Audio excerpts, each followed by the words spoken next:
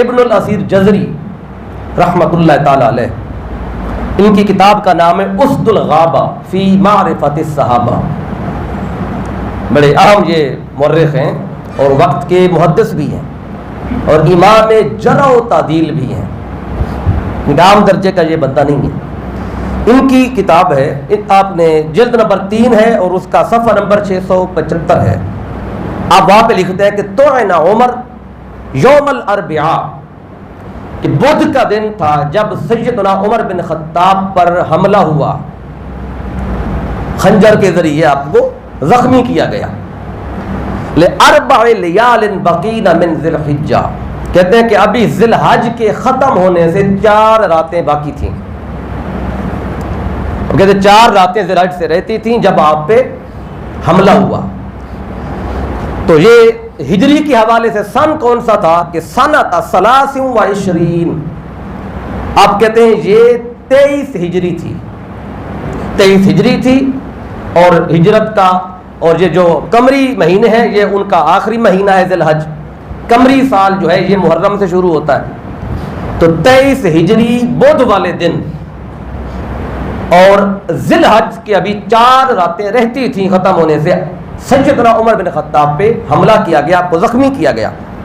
اور تدفین کب ہوئی ہے؟ آپ آگے لکھتے ہیں وَدُفِنَ يَوْمَ الْعَهْدِ ہلال المحرم سنۃ 24. آپ کہتے ہیں کہ جب آپ کی تدفین ہوئی اتوار کو اور یہ اتوار والے دن اور ہلال المحرم کے ادھر محرم کا جو چاند تھا وہ طلوع ہوا اور سن ہجری 23 کی بجائے ہو گیا 24، 24. پہلے 23 تھا، 23 ہجری تھی جب آپ پہ حملہ ہوا اور جب تدفین ہوئی تو 24 ہجری ہو چکی تھی، کیونکہ ذی الحج کی راتیں ختم ہو گئی تھیں اور چاند رات کو مغرب کے ٹائم محرم کا طلوع ہو چکا تھا اور اس چاند کی پہلی صبح تھی، ادھر وقت شہادت آ گیا.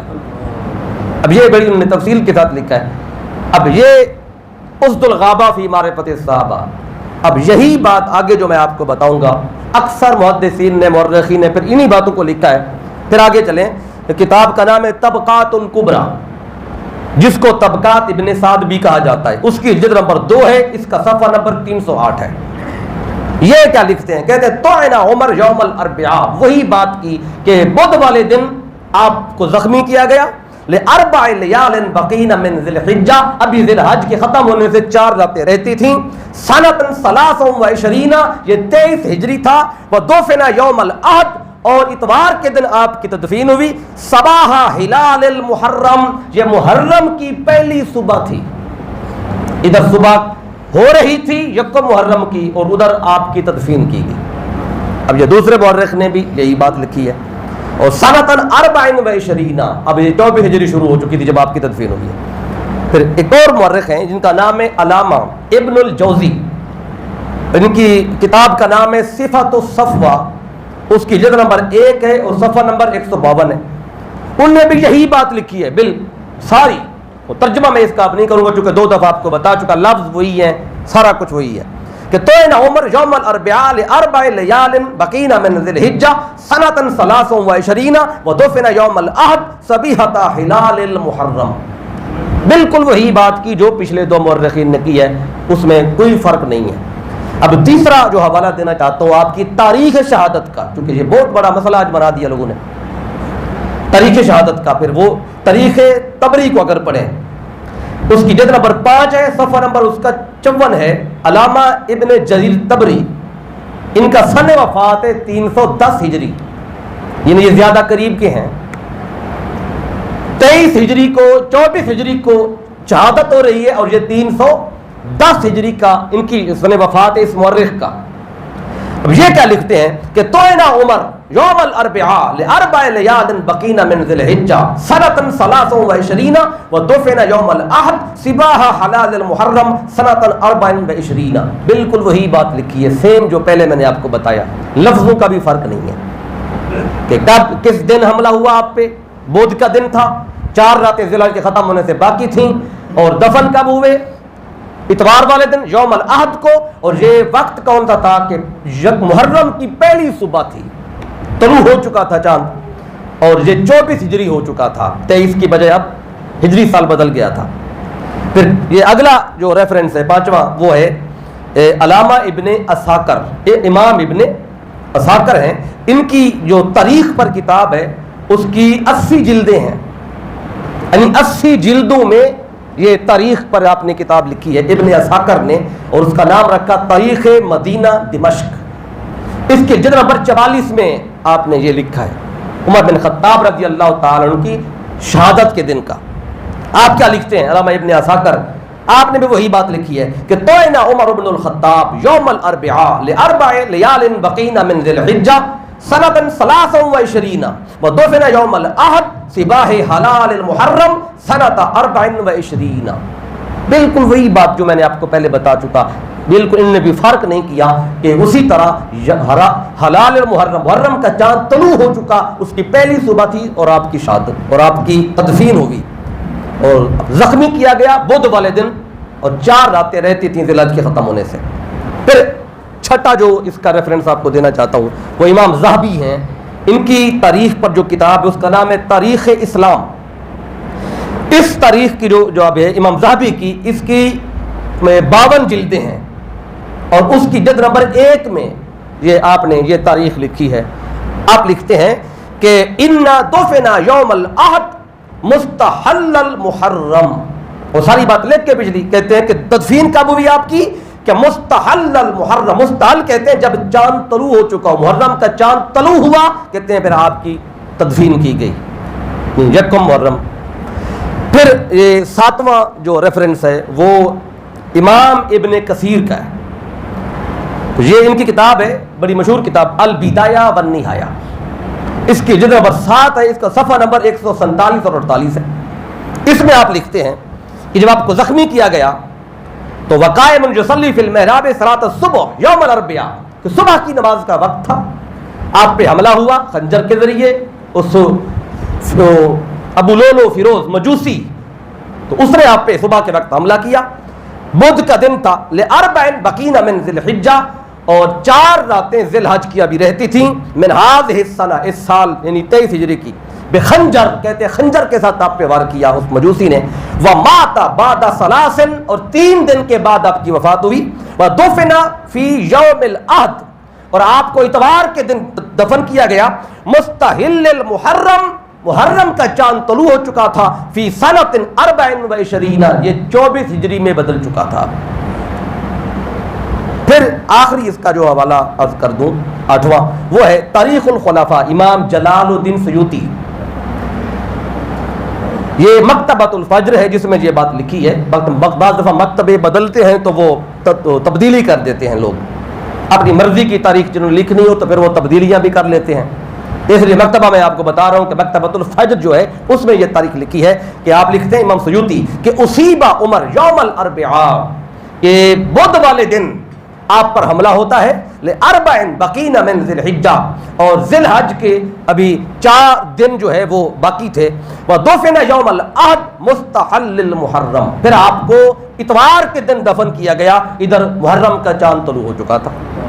آپ کو دیکھیں 8 میں نے آپ کو ریفرنس بتا دیے، یہ 8 مورخ بھی ہیں، میں اکثر محدث بھی ہیں، مورخ بھی ہیں، مفسر بھی ہیں جو اس بات کو لے رہے ہیں۔ تو اس لیے اگر کوئی کہے کہ 26 ذی الحج ہے تو ہمیں تاریخ میں اختلاف آ جاتا ہے، یعنی آقا کی ولادت کی تاریخ پہ بھی اختلاف ہے، بعد نے 9 ربیع الاول لکھی ہے، بعد نے 12 لکھی ہے، بعد نے 2 ربیع الاول، یعنی کہ تاریخ میں اختلاف آ جاتا ہے، لیکن مقصد جو ہے وہ فوت نہیں ہونا چاہیے، مقصد ہے ان پیاروں کا ذکر کرنا، ان کی تعلیمات کو اجاگر کرنا، ان کی شان اور مقام کو لوگوں تک پہنچانا جو ہمارے رول ماڈل ہیں۔ پھر آپ کی شہادت کے واقعے کی طرف بھی میں آپ کی تھوڑی سی توجہ ادھر دلا دیتا ہوں کہ جو آپ کی شہادت ہوئی ہے، آپ کو تاریخ بتائی ہے، تو واقعہ شہادت جو ہے آپ اکثر دعا مانگا کرتے تھے، اور یہ آپ کی یہ دعا جو ہے یہ اہل ایمان نے سنی تھی، آپ دعا کرتے، اور یہ حضرت زید ابن ارقم ان ابی ہے، حضرت زید رضی اللہ تعالیٰ عنہ اپنے والد سے روایت کرتے ہیں، ان عمر، وہ حضرت عمر بن خطاب سے روایت کرتے ہیں، آپ دعا کیا کرتے تھے، قالا اللہم ارزقنی شہادت فی سبیلک، اب عرض کرتے باری تعالیٰ مجھے اپنے راستے پر شہادت عطا فرما، یعنی اپنی راہ میں مجھے شہادت کا مرتبہ عطا کر. اور آگے کہتے وَاجْعَلْ مَوْتِي فِي بَلَدِ رَسُولِكَ، باری تعالیٰ میری موت جو ہے وہ تیرے رسول کے شہر کے اندر ہو، یعنی مجھے شہادت بھی ملے اور شہادت بھی شہر مدینہ میں ملے. اب جیسے ہی بخاری ہے، اس کا بخاری میں حدیث کا نمبر ہے 1890. اب آپ نے یہ آپ دعا مانگی نا آپ نے، تو اس دعا کو جب اہل ایمان نے سنا تو اب اور اہل ایمان میں نا ایک تشویش سی پیدا ہوئی کہ امیر المومنین نے دعا تو مانگی ہے شہادت کی، اور یہ شہادت کی دعا آپ نے مانگی، لیکن اس سے بھی پہلے میرے آقا خود بتا چکے تھے کہ ان کو شہید کیا جائے گا. یہ آقا کی بشارت پہلے تھی. دعا بھی بعد میں مانگتے رہے، لیکن دعا میں شہادت کے ساتھ ایک اور شے مانگی ہے، وہ کیا؟ وَاجْعَلْ مَوْتِي فِي بَلَدِ رَسُولِكَ، باری تعالیٰ موت میری تیرے رسول کے شہر میں آئے، مدینے سے باہر نہ آئے. وہ بھی شہادت، وہ بھی مدینے میں.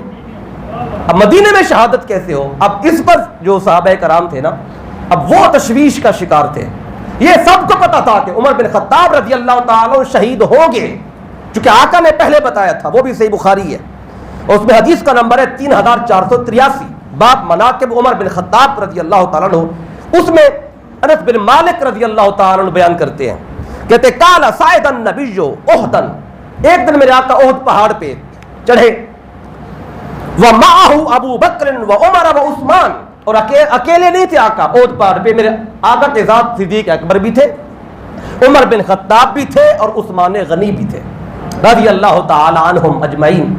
یہ تینوں آقا کے خلفاء ساتھ تھے.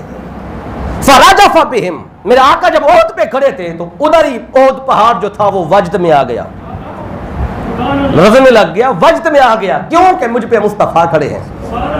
جب احد پہاڑ وجد میں آیا، فضرب بہ برجلہ، تو میرے آقا نے اپنے قدم مبارک، پاؤں مبارک پہاڑ پہ مارا. فرمایا کہ ٹھہر جا، اثبت احدن، اے احد پہاڑ تو کیوں کانپ رہا ہے؟ ٹھہر جا، تھم جا. فما علیک الا نبی او صدیق او شہیدان، اس وقت تیرے اوپر یا تو ایک نبی کھڑا ہے، یا ایک صدیق ہے، یا پھر دو شہید ہیں. ہم چار ہیں، ایک نبی ہے، ایک صدیق ہے، اور دو ادھر کون ہیں؟ شہید ہیں. تو دو کون تھے؟ عمر بن خطاب بھی تھے اور عثمان غنی بھی تھے. تو آقا نے اپنی زبان مبارک سے اپنی حیات میں بتا دیا تھا کہ عمر بن خطاب کو شہادت ملے گی، عثمان غنی کو شہادت ملے گی، یہ شہید ہوں گے.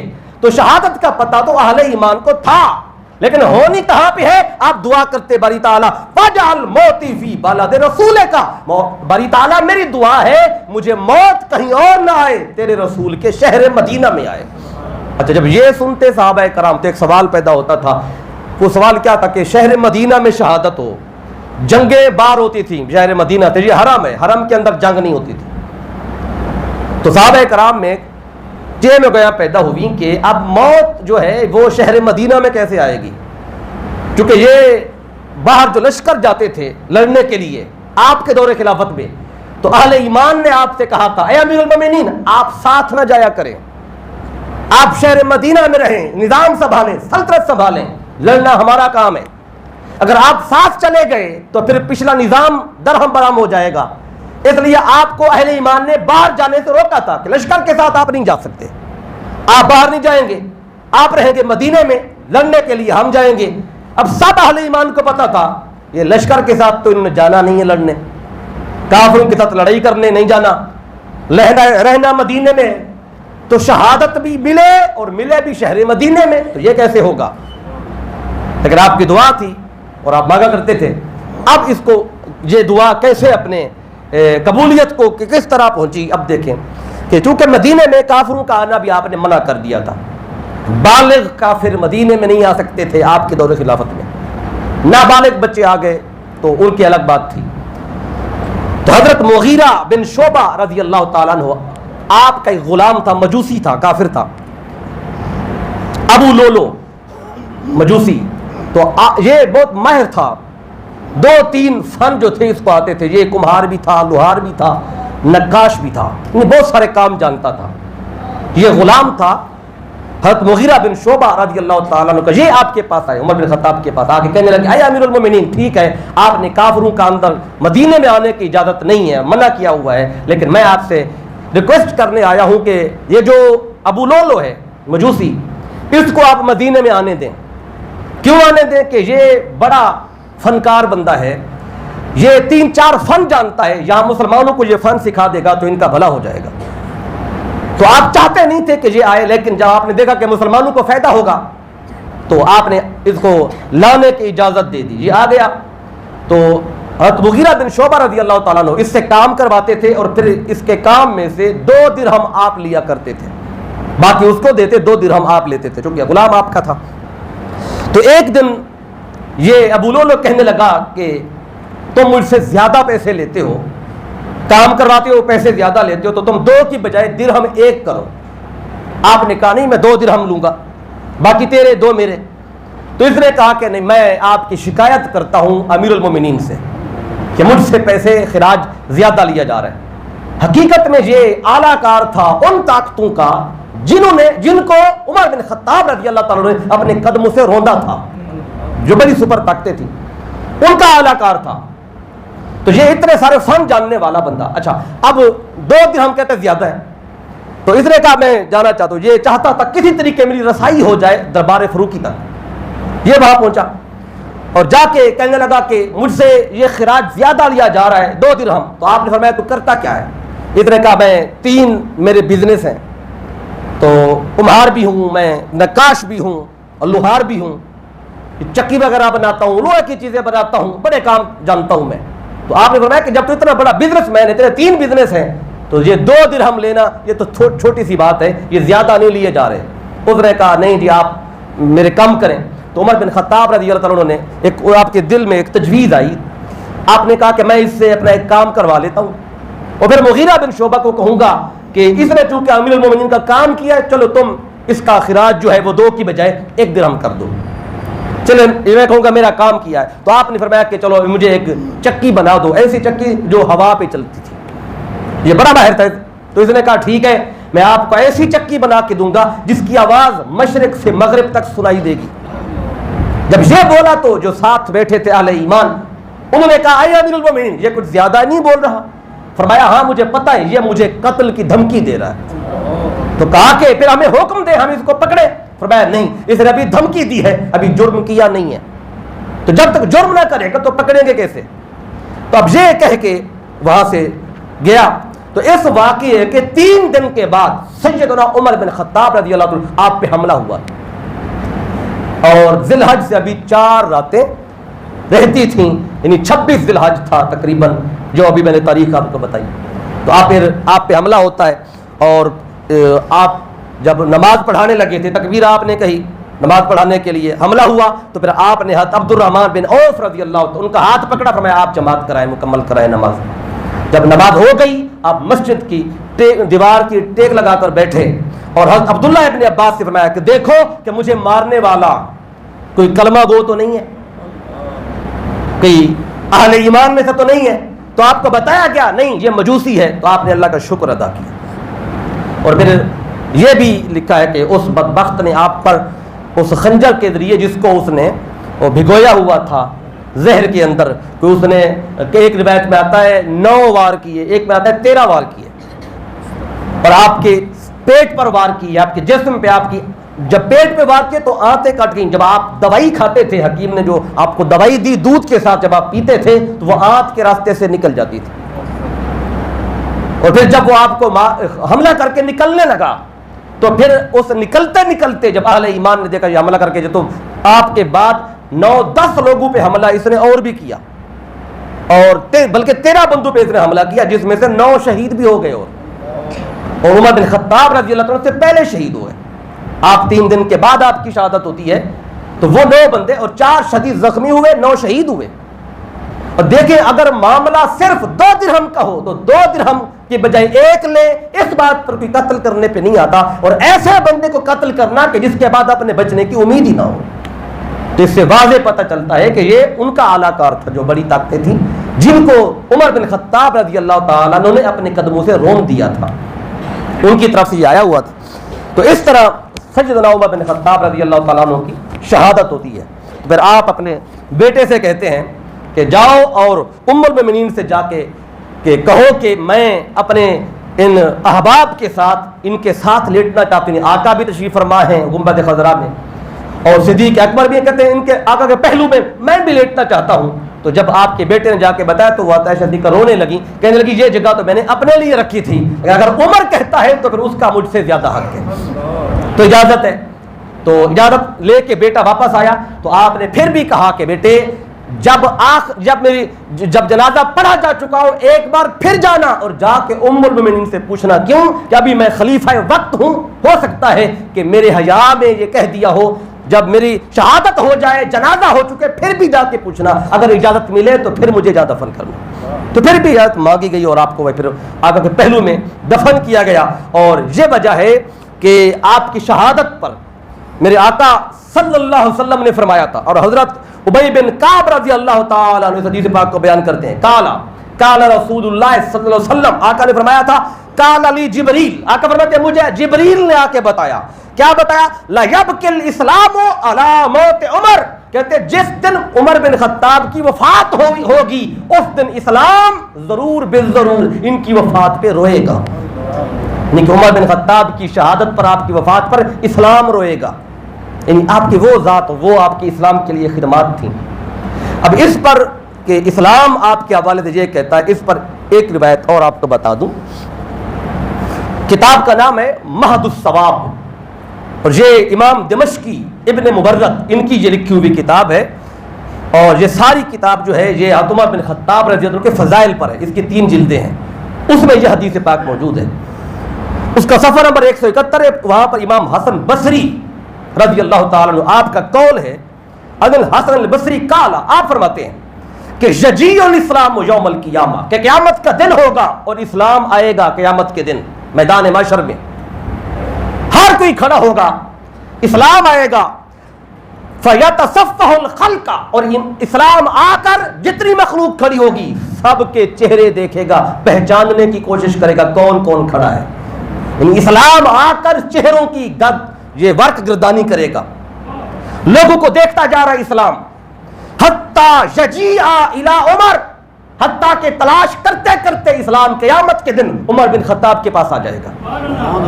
اور جب آپ کے پاس آئے گا فیاخذ بیدہ فیصعد بہ الی بطلان العرش, اسلام آ کر عمر بن خطاب کا ہاتھ پکڑے گا اور عرش کے قریب ایک خاص جگہ ہے, عزت والی جگہ, وہاں آ کے عمر بن خطاب کو کھڑا کرے گا اور اللہ کی بارگاہ میں اسلام عرض کرے گا. فیقول یا رب انی کنت خفیا ھذا اظہرنی, اسلام کہے گا بری تعالی میں چھپا ہوا تھا, یہ عمر ہے جس نے مجھے ظاہر کیا تھا. لوگ مجھے جانتے نہیں تھے, اسلام پہ عمل کرنا آسان نہیں تھا, چھپ چھپ کے عبادتیں ہوتی تھیں, چھپ چھپ کے نمازیں ہوتی تھیں. اسلام غالب نہیں تھا, مغلوب تھا, چھپا ہوا تھا. یہ عمر ہے جس کے آنے سے میں ظاہر ہوا. پھر اسلام کہے گا اللہ کی بارگاہ میں وَأَعَزَّنِي, اسلام کہے گا بری تعالیٰ میرے ماننے والوں کو پکڑ پکڑ کے مارا جاتا تھا, میرا غلبہ نہیں تھا, یہ عمر ہے جس نے مجھے غلبہ عطا کیا. فَدَافِعُ, اسلام عرض کرے گا بری تعالیٰ آج عمر کو اس کا بدلہ دے. قیامت کے دن ہے, ہر کوئی اپنے اپنے حال میں ہے. اس وقت اسلام کہتا ہے باری تعالیٰ عمر کو بدلہ عطا کر. اب بدلہ کیا ملتا ہے اللہ کی بارگاہ سے؟ فَيَجِيُّ مَلَائِكَةٌ مِّنْ عِندِ اللَّهِ تَعَالَى, اللہ کی بارگاہ سے فرشتے آتے ہیں. فَتَأْخُذُ بِيَدِهِ, آ کے عمر بن خطاب کا ہاتھ پکڑتے ہیں. فَتُدْخِلُهُ الْجِنَانَ وَالنَّاسُ فِي الْحِسَابِ, لوگ ابھی اللہ کی بارگاہ میں حساب و کتاب میں ہوں گے, فرشتے ان کا ہاتھ پکڑ کے عمر بن خطاب کو جنت میں داخل کرائیں گے. اب یہ قیامت کا دن ہے, آپ کی شان دکھائی جائے گی. تو یہ وہ عمر ہے جن کی وفات پر, جن کی شہادت پر آقا نے فرمایا اسلام روئے گا, اور قیامت کے دن پھر اسلام یہ مقام بھی آپ کا دکھائے گا. تو یہ آپ کی عظمت اور شان پر ایک روایت میں نے کہا آپ کو کوٹ کر دوں. اس پر ایک اور حدیث پاک بھی آپ کو آپ کی عظمت اور شان پہ بتا کر پھر آپ کی عدل کے حوالے سے ایک روایت کوٹ کروں گا جتنا وقت ہوا. آپ کی فضیلت پر ایک اور حدیث جو مسند ابو یعلا میں آئی ہے, پھر امام طبرانی کی معجم الاوسط میں, پھر امام دیلمی کی مسند الفردوس میں, یہ تینوں کتابوں میں یہ حدیث پاک موجود ہے. اور ابو یعلا میں یہ حدیث کا نمبر ہے 1203، اور امام طبرانی کے معجم الاوسط میں حدیث کا نمبر ہے 1570، پھر مسلم الفردوس میں حدیث کا نمبر ہے 4499۔ بڑی خاص حدیث ہے۔ حضرت عمار بن یاسر رضی اللہ تعالیٰ عنہ یہ روایت کرتے ہیں، کہتے ہیں قال رسول اللہ صلی اللہ علیہ وسلم، کہتے ہیں آقا نے ایک دن مجھے فرمایا، عمار بن یاسر کو، یا عمارو، اے عمار، اتانی جبریل آنفا، آقا فرماتے اے عمار ابھی ابھی میرے پاس جبریل آیا ہے، اور میں نے جبریل سے کہا فقلت یا جبریل حدثنی بفضائل عمر بن الخطاب فی السماء، اور میں نے جبریل سے کہا، آقا فرماتے ہیں میں نے جبریل سے کہا اے جبریل، عمر بن خطاب کے جو فضائل آسمانی کائنات میں ہیں، جو آپ بیان کرتے ایک دوسرے کو یا سنتے ہیں، تو ذرا مجھے وہ بتا کہ زمین پر تو ان کے فضائل ہیں ہی، ذرا بتا آسمانی کائنات میں ان کے فضائل کتنے ہیں، مجھے سنا وہ۔ تو جبریل کیا کہتے ہیں، فقال یا محمد، کہتے ہیں اے محمد صلی اللہ علیہ وسلم، لو حدثتک بفضائل عمر مثل ما لبث نوح فی قومہ 1000 سنۃ الا 50 عاما ما نفدت فضائل عمر۔ جبریل امین کہتے ہیں آقا جو فضائل آسمانی کائنات میں بیان ہوئے ان کے، عمر بن خطاب کے، اگر میں وہ آپ کو بیان کرنا شروع کروں تو نوح علیہ السلام نے جتنا وقت اپنی قوم میں گزارا، یعنی 950 سال، کہتے 950 سال بھی اگر میں یہ بیان کرنے بیٹھوں تو ما نفدت فضائل عمر، 950 سال تو ختم ہو سکتے ہیں عمر بن خطاب کے فضائل جو فقط آسمانی دنیا میں ہے، آقا وہ پھر بھی ختم نہیں ہوں گے۔ 950 سال جبریل بیان کرے، لیکن میں اگر بیان کرنے بیٹھوں کتنے گھنٹے بول پاؤں گا، کتنے دن بول پاؤں گا؟ 2-4 گھنٹے بولوں گا، پیاس لگ جائے گی، بھوک لگ جائے گی، پھر تھک جاؤں گا تو نیند بھی آنے لگ جائے گی، پھر باقی معاملات بھی ہیں۔ جبریل نے نہ کھانا ہے، نہ پینا ہے، نہ سونا ہے، وہ تو فرشتہ ہے، اس نے تو نان سٹاپ بیان کرنا ہے، نہ اس نے تھکنا ہے، تو وہ 950 سال جبریل جو فرشتوں کا سردار ہے وہ بیان کرے، کہتے ہیں یہ 950 سال ختم ہو جائیں گے، عمر بن خطاب کے فضائل ختم نہیں ہوں گے۔ تو جب یہ بتایا نا جبریل نے، اب صحابہ کرام کے دلوں میں مطلب آپ کے بطور شان اجاگر ہوگی۔ اب اگلا جملہ جو ہے وہ جو میرے آقا نے بتایا نا وہ بڑا خاص ہے، وہ کیا ہے؟ فرمایا وَإِنَّ عُمَرَ لَحَسَنَةٌ مِّنْ حَسَنَاتِ أَبِي بَكْرٍ۔ آقا فرماتے ہیں یہ جو عمر بن خطاب ہے یہ صدیق اکبر کی نیکیوں میں سے ایک نیکی ہے،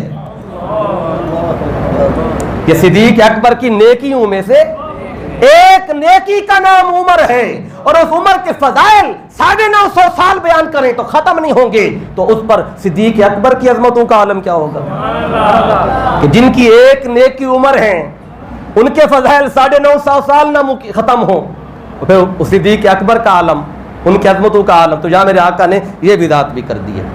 تو یہاں پہ میرے آقا کے دونوں خلفاء کا ایک ذکر آیا۔ اب چونکہ وقت اتنا نہیں، میں آپ کی جو عدالت کے حوالے سے، یعنی عدالت فاروقی، یہ بڑی مشہور ہے، عدل و انصاف آپ کا، اور اس پہ آپ نے بہت کچھ پہلے بھی سنا ہے، پڑھا بھی ہے، آپ سارے جانتے ہیں، ہر اسلامیات کی کتاب کے اندر بھی عدل فاروقی کے حوالے سے آپ کو ملتا ہے۔ ایک واقعہ اس پہ کوٹ کرنا چاہتا ہوں جو موطا امام مالک کے اندر امام مالک نے لکھا ہے، یہ شاید نیا واقعہ ہو آپ دوستوں کے، اس لیے میں اس کو کوٹ کر باقی چھوڑ رہا ہوں۔ موطا امام مالک میں ہے کہ ایک شخص آیا اور اس نے آ کے عدالت فاروقی میں مولا کائنات مولا علی شیر خدا علیہ السلام کی شکایت کی، کسی بات پر شکایت کی، ایک ہی علاقے میں رہنے والے لوگ تھے تو کسی بات پہ کسی کو شکایت ہو جاتی ہے، تو شکایت کیا تھی یہ نہیں لکھا گیا، بس اتنا لکھا گیا ہے کہ شکایت کی گئی، اور وہ شکایت لے کر امیر المومنین کے پاس آ گیا، تو آپ نے پھر مولا علی کو بھی اور اس کو دونوں کو کٹہرے میں جیسے بلایا جاتا ہے، آمنے سامنے کھڑا کیا جاتا ہے یا سامنے آپ اپنے کھڑا کیا، تو آپ نے دونوں کی بات سن کے فیصلہ کرنا تھا۔ تو فلما جالس عمر لینظر فی الدعوی، کیونکہ مدعی یہ تھا جس نے شکایت کی، تو آپ اپنی مسرد پہ بیٹھے اور مدعی کے دعویٰ پر غور کرنے لگے کہ اس نے کیا بات کی ہے، شکایت کیا کی ہے، اور اتنے میں آپ نے مولا علی شیر خدا علیہ السلام آپ بھی کھڑے تھے اور یہ بھی کھڑا تھا، تو لیکن مولا علی شیر خدا علیہ السلام آپ کا جو کھڑے ہونے کا انداز تھا وہ زیادہ فائق تھا، بہت بلند تھا، کیونکہ آپ کی ذات بھی بلند ہے. تو وہ جو شکایت کرنے والا تھا اس کا انداز تھوڑا ماڑا تھا، کھڑے ہونے میں مولا علی کا انداز زیادہ جاہو جلال والا تھا اور اس کا انداز کم تھا. تو جب یہ منظر دیکھا عمر بن خطاب رضی اللہ تعالیٰ عنہ نے، اب عدل دیکھیں، آپ کہنے لگے ساو خصمک یا ابا الحسن، اے ابو الحسن، اے علی شیر خدا علیہ السلام، ذرا اپنے جو آپ کا فریق ہے اس کے برابر ہو جائیں، کھڑے ہونے میں انداز ان کے جیسا رکھیں. اب یہ آج بھی عدل یہی کہتا ہے، اگر جسٹس انصاف کرنے والا دو سے پوچھتا ہے، پوچھ گچھ کرتا ہے، ایک سے غصے سے پوچھے دوسرے سے پیار سے پوچھے، یہ ناانصافی ہے. ایک کو دیکھے تو مسکرا کے بات کرے جج صاحب، اور دوسرے کو دیکھے تو غصے سے بات کرے یا اچھے انداز سے نہ کرے، تو یہ ناانصافی ہے. جب ان سے اس نے انصاف کرنا ہے تو دونوں کی طرف ایک جیسا دیکھے، دونوں سے ایک جیسا بولے، تب جا کے انصاف کر پائے گا. اب کھڑے ہونے کا انداز ایک جیسا نہیں تھا تو کہا کہ اے علی پہلے ان جیسے کھڑے ہوں پھر میں انصاف تک پہنچوں. اور جب آپ نے یہ کہا نا مولا علی کو تو فتغیر وجہ علی، مولا علی کا چہرہ متغیر ہو گیا، چہرے کا رنگ تھوڑا بدلا. وقضى عمر فی الدعوہ، پھر عمر بن خطاب رضی اللہ تعالیٰ بعد میں اب یہ کہہ کے تو آپ کا چہرے کا رنگ تو آپ کا بدلا، لیکن آپ کے کھڑے ہونے کا جو انداز تھا وہ پہلے جیسا نہیں رہا. تو پھر آپ نے فیصلہ کر دیا جو آپ نے فیصلہ کرنا تھا. تو جب فیصلہ ہو گیا تو اس کے بعد عمر بن خطاب رضی اللہ تعالیٰ عنہ نے بعد میں فیصلہ کرنے کے بعد مولا علی سے کہا، کہنے لگے اغضبت یا ابا الحسن، اے ابو الحسن کیا آپ مجھ پہ غصے ہیں کہ میں نے آپ کو اس ٹائم یہ کہہ دیا کہ آپ اپنے فریق کی طرح کھڑے ہو؟ کیا آپ کو اس بات پہ غصہ ہے لِأَنِّي سَوَّيْتَ بَيْنَكَ وَبَيْنَ خَصْمِكَ، کہ میں نے آپ اور آپ کے مخالف کے درمیان مساوات کی، برابری کی، کیا آپ اس بات پہ مجھ پہ غصہ ہیں؟ تو مولا علی کیا کہتے ہیں سنیں، فَقَالَ عَلِيٌّ، مولا علی نے فرمایا لِأَنَّكَ لَمْ تُسَوِّ بَيْنِي وَبَيْنَ خَصْمِي یا امیر المومنین، فرمایا اے امیر المومنین، ہاں مجھے غصہ ہے لیکن اس بات پہ نہیں کہ آپ نے میرے اس کے درمیان مساوات کی، مجھے غصہ اس بات پہ ہے کہ آپ نے میرے اور میرے فریق کے مابین مساوات نہیں کی.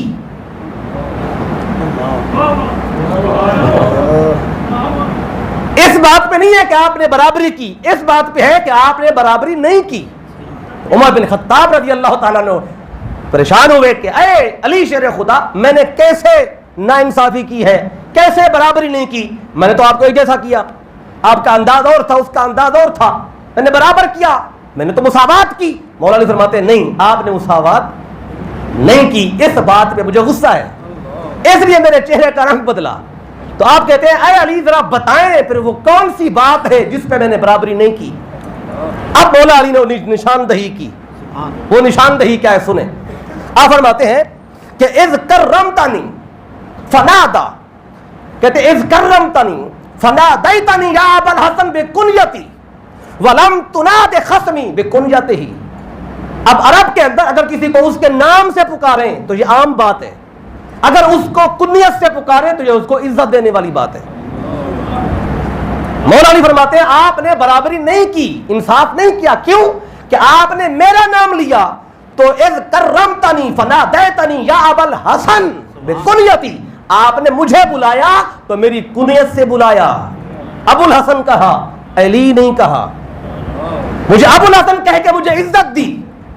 ولم تناد خصمی بکنیتہ، اور میرے فریق کو آپ نے کنیت سے نہیں بلایا، اس کو اس کے نام سے بلایا، اس کو نام سے بلایا، مجھے کنیت سے بلا کر عزت دی. تو یہ مساوات تو نہ ہوگی. کہا کہ میں اس بات پہ میرے چہرے کا رنگ بدلا تھا. اب سمجھ آئی بات کی؟ اس بات پہ نہیں بدلا تھا کہ آپ مجھے اس کے برابر کیوں کر رہے ہیں، بلکہ چہرے کا رنگ اس بات پہ بدلا ہے کہ آپ نے برابری نہیں کی. اب یہ جو آپ نے نشاندہی کی، اب پھر وہ بات واضح ہوئی. نے کہا واقعی میں نے آپ کو تو ابو الحسن کہا اور دوسرے فریق کو اس کا نام لے کے پکارا. تو جب آپ نے فرمایا نا مجھے اس بات پہ غصہ آیا تھا، اس بات پہ چہرے کا رنگ بدلا تھا، تو اس بار یہ سن کر عمر بن خطاب نے کیا کیا؟ فقبل عمر راس علی، عمر بن خطاب آئے اور آ کے مولا علی کے چہرے، آپ کے چہرے کو، آپ کے سر مبارک کو بوسہ دیا، مولا علی کے سر مبارک کو بوسہ دیا، اور بوسہ دے کر آپ آگے اللہ کی بارگاہ میں ایک ساتھ دعا بھی کی، مولا علی کے سر کا بوسہ لے کر اللہ کی بارگاہ میں دعا کی کہ باری تعالیٰ لا ابقانی اللہ بارض لیس فیہا ابو الحسن، باری تعالیٰ مجھے اس زمین پر تو زندہ ہی نہ رکھ جس زمین پہ میں تو ہوں لیکن علی نہ ہو، کیونکہ میں ہوں گا تو غلطی کر بیٹھوں گا، عدل نہیں ہو پائے گا، یہ علی ہے جس نے مجھے عدل پہ یوں رکھا ہوا ہے۔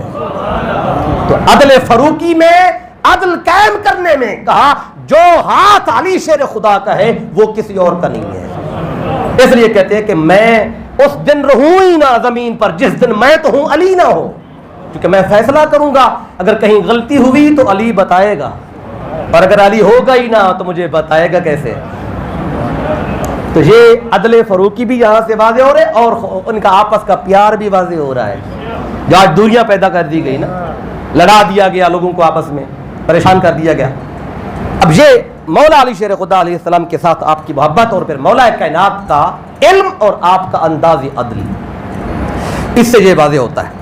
اب پھر آخری جو حصہ ہے اس بات کا، تو وہ آپ کا مولا علی کے ساتھ، پھر اہل بیت کے ساتھ جو آپ کا تعلق ہے، مولا علی کے ساتھ آپ کے جو شہزادے ہیں ان کے ساتھ جو امیر المومنین کا تعلق تھا اپنے دور خلافت میں، وہ بڑا دیکھنے والا ہے۔ ایک تو یہ کہ میرے آقا حیات ہو، اس حیات مصطفیٰ میں شہزادوں کے ساتھ پیار کرنا ہو سکتا ہے کیونکہ یہ مصطفیٰ کی وجہ سے ہو رہا ہے، آقا حیات ہے تو آقا کو دکھانے کے لیے ہو رہا ہے، مصطفیٰ کا وصال ہو چکا، 2 سال صدیق اکبر کے بھی گزر چکے، اب دور فروقی ہے، اس دور فروقی میں اب دیکھیں مولا علی کے ساتھ تو یہ محبت تھی، اب شہزادوں کے ساتھ محبت کا عالم کیا تھا۔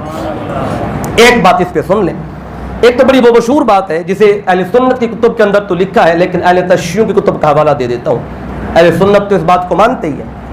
تو اصول کافی ہے، اس کا صفحہ نمبر ہے 296، اور لکھنے والے امام جعفر الکلینی، اصول کافی اہل تشیع کی بڑی مشہور کتاب، اس کے اندر یہ واقعہ لکھا ہوا ہے، عمر بن خطاب رضی اللہ تعالیٰ عنہ کا پیار اہل بیت کے ساتھ، شہزادوں کے ساتھ، حسن و حسین علیہم السلام کے ساتھ۔ جب ایران فتح ہوا تو کسرا ایران کی بیٹی جو تھی وہ مال غنیمت میں آئی تھی، جیسے دوسرا مال غنیمت آیا تو ان کی 2 بیٹیاں تھیں، ان میں سے ایک کا یہ جو اس کا نام آپ کو پتہ ہے کہ جسے شہر بانو کہا جاتا ہے، انہیں کہا جاتا شاہ زنان، اس کا اصل نام تھا، عورتوں کی ملکہ یہ نام تھا، تو بعد میں شہر بانو مشہور ہوا، یہ مولا علی نے نام رکھا تھا شہر بانو۔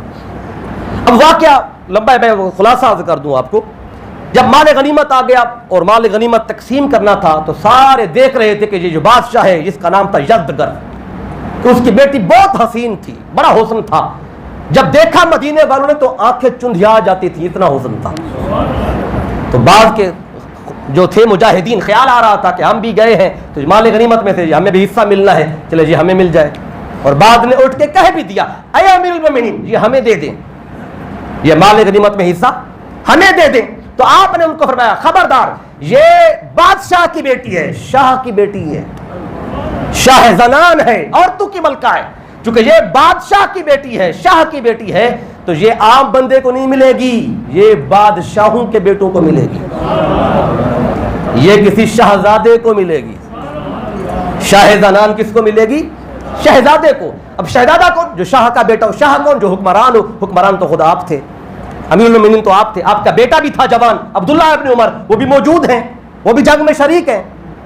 تو اب ہر ایک کی نگاہ گئی عبداللہ ابن عمر کی طرف، اپنے بیٹے کو دیں گے، ان کے نکاح میں دیں گے، شہزادہ تو وہی ہے، لیکن اتنے میں آپ فرماتے ہیں کہ حسین کو بلاؤ۔ امام حسین کو لایا گیا، اور امام حسین کو بلا کر آپ نے خود شہر بانو کا نکاح پڑھایا۔ ان کے نکاح خان جو ہے اس نکاح کے عمر بن خطاب ہیں۔ شہر بانو کا نکاح ہوا امام حسین علیہ السلام کے ساتھ، اور آپ نے پھر یہ نکاح کر کے دنیا کو بتایا کہ اس وقت اگر کوئی ہمارے درمیان شہزادہ ہے تو وہ حسین ہے۔ سبحان اللہ، یہ شہزادہ ہے، یہ شاہ کا بیٹا، یہ بادشاہ یہ ہیں، تو ہم تو ان کے غلام اور نوکر ہیں۔ اب یہ تعلق ہے، یہ آقا کے وصال کے بعد کی بات ہو رہی ہے، پیار اور محبت اہل بیت کا خلفاء کے ساتھ اور ان کا اس گھرانے کے ساتھ اب نکاح ہو گیا. اور آپ کو پتا ہے کہ امام زین العابدین شہر بانو کے وطن سے پیدا ہوئے. امام زین العابدین جو کربلا سے اکیلے واپس تشریف لائے وہ ان کے وطن سے پیدا ہوئے, شہر بانو کے وطن سے. پھر امام زین العابدین سے آگے پھر امام محمد باقر علیہ السلام, پھر ان سے امام جعفر صادق علیہ السلام, پھر آگے سارے اہل بیت. تو اب پتہ چلا کہ جس خاتون کے وطن سے زین العابدین آئے, جن سے آگے ساری نسل مصطفیٰ چلی ہے, وہ نکاح پڑھانے میں جس کا ہاتھ ہے اس کا نام ہے سیدنا عمر بن خطاب.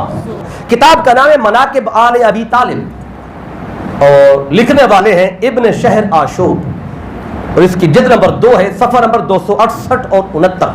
وہاں پہ یہ روایت موجود ہے جو اب بتانے لگا ہوں. جب مدائن فتح ہوا تھا, یہ میں نے آپ کو جب ایران فتح ہوا تو اس کی فتح پر یہ بات بتائی نا, جب نکاح کرایا آپ نے.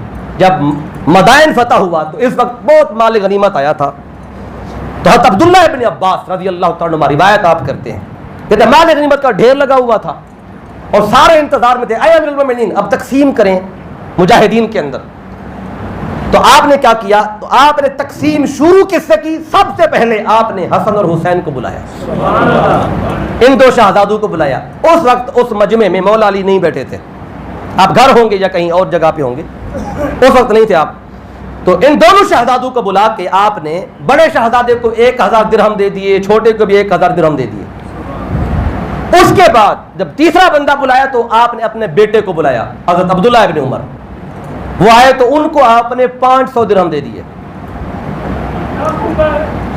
ان شہزادوں کو 1000 اور پہلے دیے, اور پہلے دینا یہ اور عزت ہے, زیادہ دینا یہ الگ عزت ہے.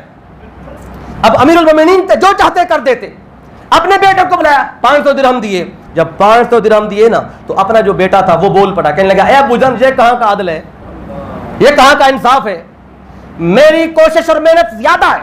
ابھی حسن حسین چھوٹے بچے تھے, میں جنگوں میں جاتا تھا, کوئی جنگ ایسی جس میں گیا نہیں ہوں, ہر جنگ میں گیا ہوں, اور آپ مجھے تھوڑا دے رہے ہیں اور ان شہزادوں کو زیادہ دے رہے ہیں. تو جب اس نے یہ کہا نا بیٹے نے, تو اس پر آپ نے اپنے بیٹے سے فرمایا اے میرے بیٹے اگر تو چاہتا ہے تجھے بھی اتنا دوں تو پھر ایک کام کر. کہنے لگا ابو جان کیا کروں؟ سن, ابوہما خیر من ابیکا و امہما خیر من امیکا. انہیں زیادہ کیوں دے رہا ہوں میرے بیٹے؟ ان کا باپ تیرے باپ سے بہتر ہے, ان کی ماں تیری ماں سے بہتر ہے. تکبیر, نعرہ رسالت.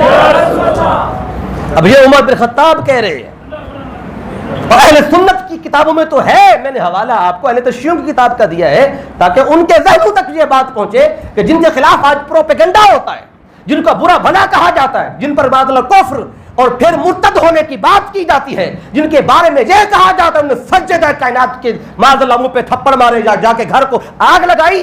وہ اپنے دور خلافت میں شہزادوں کے ساتھ یہ پیار و محبت کر رہے ہیں اور کہتے ہیں کہ اے میرے بیٹے ان کو زیادہ اس لیے دے رہا ہوں کہ ان کا باپ تیرے باپ سے اچھا ہے, ان کی ماں تیری ماں سے اچھی ہے. اگر تو بھی چاہتا ہے تجھے اتنا دوں, ایک کام کر, ہاتھ ابن کا ابیہما وہ امن کا امہما, جا تو بھی ان کے باپ جیسا باپ لے آ, ان کی ماں جیسی کی ماں لے آ. جب لے آئے گا تجھے بھی دے دوں گا. اور آگے بھی کہتے بجدن کا جدہما بجدتن کا جدتہما, جا ان کے نانا جیسا کوئی نانا لا, ان کی نانی جیسی کوئی نانی لا. تیرا نسب اور ہے, ان شہزادوں کا نسب اور ہے. اب یہ تو ان کا رویہ ہے, ان کا طریقہ ہے اہل بیت کے ساتھ. میں نے پہلے آپ کو بتایا مولا علی کے ساتھ کیسا تھا, پھر مولا علی کے ساتھ, پھر آپ کے بعد ان شہزادوں کے ساتھ کیا تھا. تو اس تصور کو, اس بات کو ذہنوں میں رکھیں. اہل بیت میں اور خلفائے راشدین بالخصوص یہ ہمیشہ پیار تھا, محبت تھا. آج یہ فتنوں کا دور ہے تو یہ دیواریں کھڑی کر دی گئیں, اس لیے ہم نے اپنے عقیدے اور ایمان کی بھی حفاظت کرنی ہے.